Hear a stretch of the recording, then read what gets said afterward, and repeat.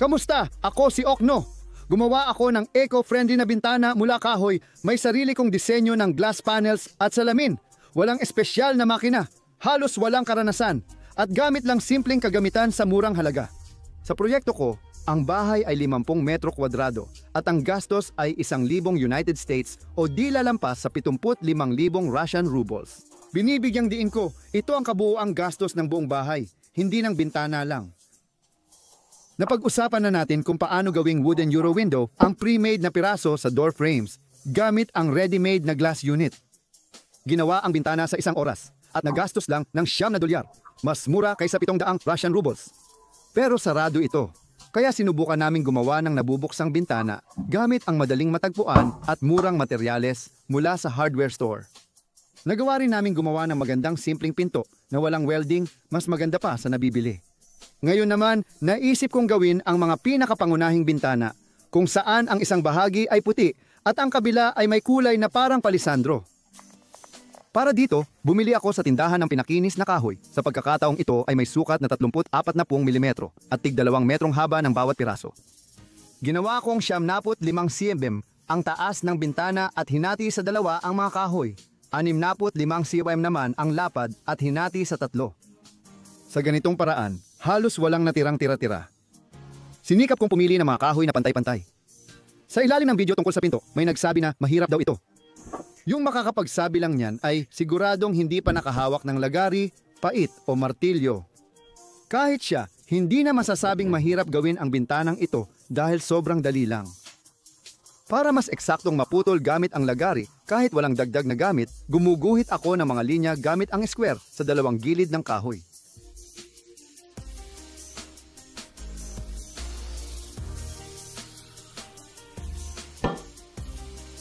Ginagamit ko ang unang piraso bilang hulmahan sa pagmamarka ng iba pa para iwas mali sa sukat, tulad ng minsang nagkamali ako ng 10 sentimetro.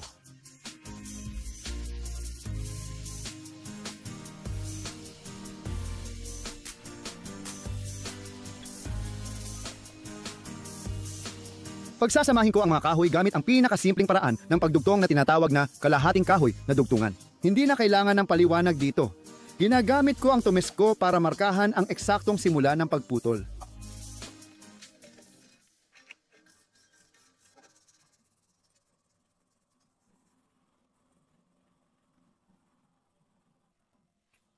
Ginagamit ko ang belt sander para mapunan ang kakulangan ng matalim na pait. Meron naman ako pero hindi ko pa natatalas ang mga ito. Hindi ako karpintero at kung magagawa ko ito, siguradong magagawa rin ito ng kahit sino. Kung may mas pumalpak pa sa akin dahil sablay ako, madali lang itama ang mga pagkakamali ninyo. Ang paggamit ng modernong pandikit, halimbawa polyurethane na espesyal na foam glue, ay nagpapatawad ng maraming sablay dahil magaling itong pumuno ng mga sobrang nahukay o butas. Kailangan ng 30 mm para sa gilid pero dinadagdagan ko pa ng ilang milimetro ang haba ng kahoy. Alam na ng mga nakapanood ng video tungkol sa ginawa kong pinto kung para saan ito.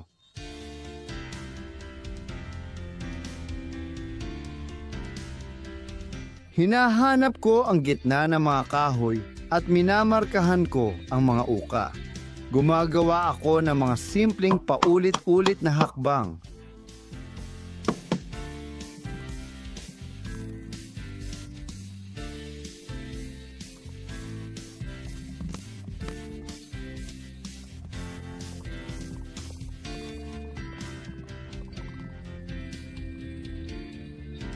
Pagkatapos, inuulit ko ang proseso sa ikalawang 3 piraso ng kahoy.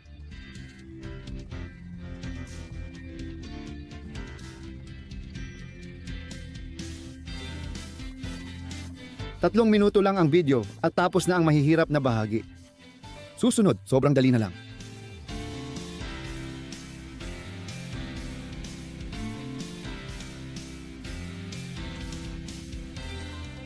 Tinulungan ako ng lagari pero dahil di masyadong eksakto, ginamit ko ang PVA pandikit.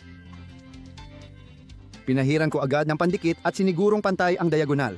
Maaari ring gumamit ng eskwa para matiyak ang 90 degree na anggulo.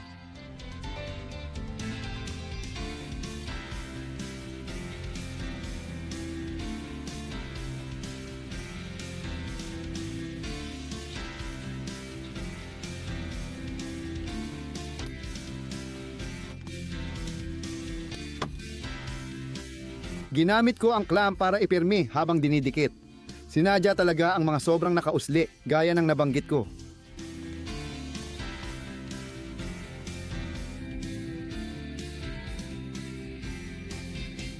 Lahat ng mga dugtungan ay pinatatag ko gamit ang dowel na nilalagyan ko ng pandikit.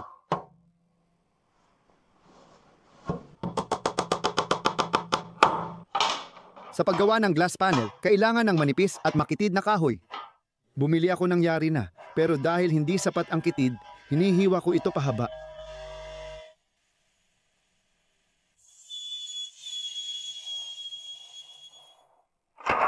Ito na ang kailangan, 14 mm lapad, 10 mm kapal.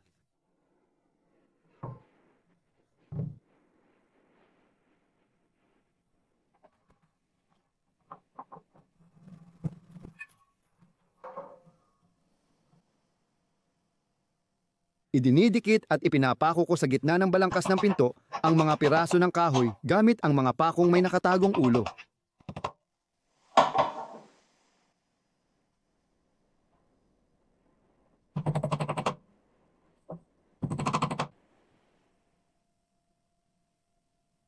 Pinipinturahan ko ang mga panloob na ibabaw.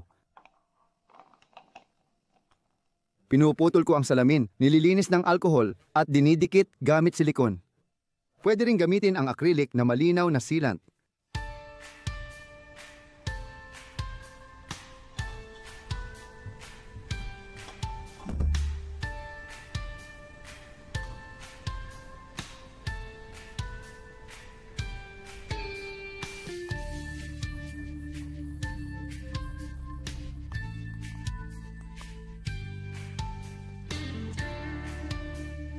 Pinuputol ko ang molding sa 45 degrees at dinidikit gamit silikon. Sa totoo lang, halos libre mo nang makukuha ang salamin kung bibisita ka sa pinakamalapit na paggawa ng glass panel. Ang mga seryosong gumagawa ng glass panel ay hindi nagpapabaya at tinatanggal nila ang mga salamin na may depekto kahit kasing liit ng butil ng buhangin. At kadalasan ay marami silang ganitong mga salamin. Para sa naghahanap ng mas mura, ito ang swak. Mabibili mo ito halos presyo ng basag na salamin. Sinasabi ko ito sa inyo na may alam ako sa bagay na ito.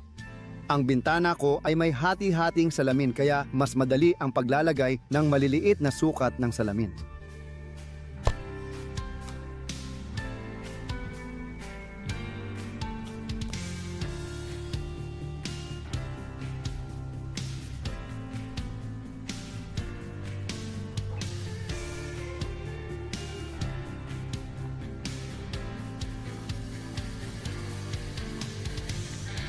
Maingat kong hinuhugasan ang mga gilid ng salamin na mapupunta sa loob ng double glazed window at idinidikit ko ang pangalawang hanay sa kabilang panig ng bintana. Paalala, ang double glazing ay halos dinodoble ang bigat ng bintana. Mabigat ang salamin at halos walang timbang ang kahoy na balangkas. Sa mga lugar na walang pampainit, mas okay gumamit ng single glazing na bintana dahil mas magaan ito. Ayon sa orihinal na plano, ang bead ay dapat idikit halos kapantay ng kahoy na piraso pero may kaunting hindi naging tama. Baka nadagdagan ang kapal ng silikon na hindi ko napansin.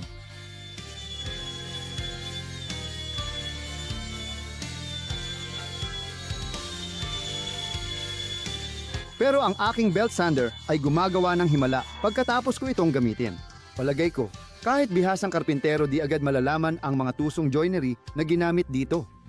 Dahil halos nagmistulang isang buo ang molding sa mga piraso ng frame ng pinto at natakpan ng pagliha ang lahat ng mga pagkakamaling nagawa.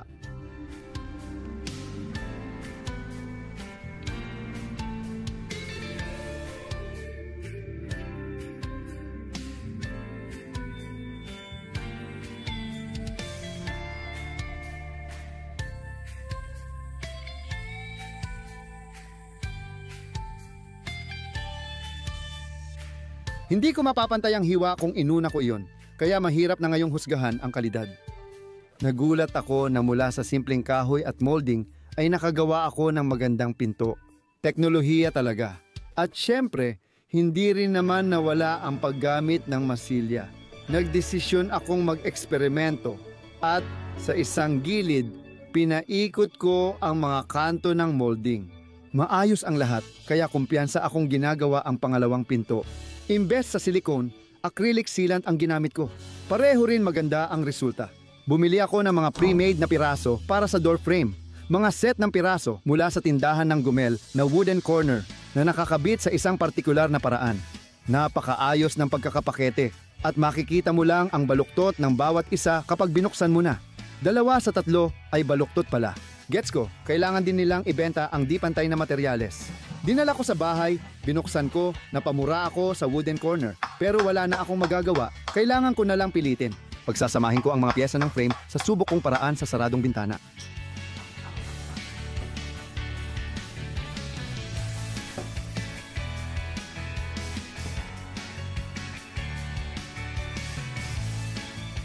Kailangan ko ng pinakamurang window hardware sa kahit anong postmag.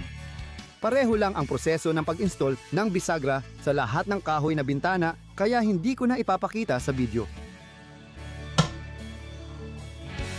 Paborito kong gamitin ang confirmat fastener, lalo na sa stretch kung saan mahahaba ang kailangan. Nagtitipa ako gamit espesyal na drill bit na pwedeng palitan ng 2 ordinaryong drill bit basta tama ang diameter. Pwedeng higpitan ang confirmat gamit ang screwdriver o hex key. Ang standard na door frame ay 40 mm ang lapad at bahagyang numipis ang pinto matapos liha, kaya may sapat na espasyo para sa seal. Matapos ang mga video ko, may ilang lalaking may makina na nagtampo. Noon, hindi ko sila pinanigan, kundi ang mga lalaking walang makina. Kapag nanonood ka ng video ng mga lalaking may makina, hindi mo mararamdaman na gusto mong tumayo at gumawa. Kasi parang pakiramdam mo, kung wala kang mga mamahaling makinang yan, wala ka ring magagawa. Tinatanggal ko ang ganitong impresyon. Marami rin, gaya ko, ang dapat tapusin ang isang gawain tulad ng pagtatayo ng bahay. Hindi ko naman balak maging karpintero para tumanggap ng mga order, kaya hindi talaga praktikal para sa akin na bumili ng mga makina.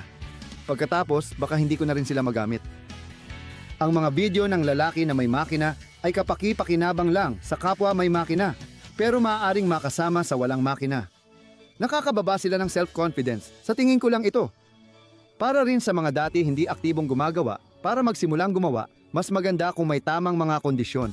Halimbawa, ako, ang gobyerno natin ang nagbigay ng ganoong mga kondisyon para sa akin. Dati kasi, ayos lang sa asawa at mga anak ko ang lahat. Noong una, maliit lang akong negosyante. Tapos naging tagapamahala ng isang napakaliit na produksyon. Kaunti na lang, malamang nalungkot na ako. Dati, basta may kailangan pupunta at bibili. Pero ngayon, iba na ang sitwasyon. Pag-isipan mong mabuti kung kailangan at gagawin mo ba o hindi. Nagbabago ang gastos sa paggawa ng ganitong bintana. Kung bibilhin mo lahat ng yari, pareho ang presyo. Kung ikaw ang gagawa ng lahat, maghahanda, magpapatuyo, puputol at papakinisin ang kahoy, tapos kukuha pa ng salamin, iba na ang gastos, halos wala na sa halaga. Marami na sa mga tao sa bahay ang may simpleng circular saw na may guide. Dito mga pare, yung may simpleng makina, siguradong makakatipid sa gastos. Aaminin ko, malaking bentahe talaga yon para sa kanila. Mahalaga na ang ganitong simpleng bintana ay kayang gawin ng sino mang gustong subukan. Kung walang grinder, gumamit ng block na may magaspang na liha. Kahit tubig, nakakahasa ng bato. Pinakinis ko ang ilalim ng kahon at inangguluhan para madaling dumaloy ang tubig. Mas mainam na may labasan ng tubig sa ibaba ng pinto para mailayo ito sa seal. Nagmadali akong ilabas ang video kaya hindi ko naisip ang gagamiting materyales. Madali lang itong gawin. Matutuwa talaga ako sa inyong mga payo. Ang pagliha ay nagpalitaw sa natural na tekstura ng kahoy, kaya kahit may pintura, natural pa rin ang itsura ng bintana. Kaya pindutin nyo ang like. Mag-subscribe kayo sa aking channel. Mag-subscribe din kayo sa pangalawang channel ko. May lalabas na namang isang napaka-interesanting video doon. Ang link ay nasa ibaba ng video.